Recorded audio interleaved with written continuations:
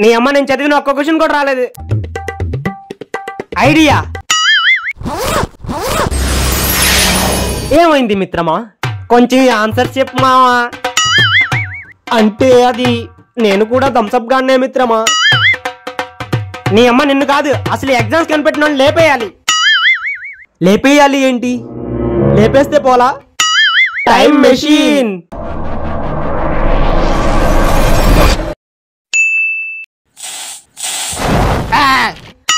నేను ఏ ఎక్స్పెరిమెంట్ చేసినా ఫెయిల్ అవుతుంది. ఏదో ఒకటి చేసి పాస్ అవ్వాలి. Fail pass, fail pass.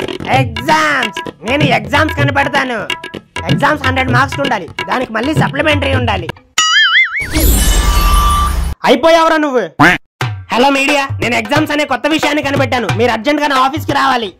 నీ అబ్బా నీకు పని పాటలే ఎగ్జామ్లు కనిపెట్టావు. నీ వల్ల ఫ్యూచర్ లో మేము మార్కులు, సూసైడ్లు, సప్లిమెంటరీలు అని నానా సంఘం లాగుతున్నాం. సార్ మీరు ఏదో కనిపెట్టాయని కాల్ చేశారు. ఏం కనిపెట్టారు సార్? అంటే నేను ఎగ్జామ్స్ కనిపెట్టా అని చెప్పావు, నా చేతుల్లో నువ్వు సచ్చావే.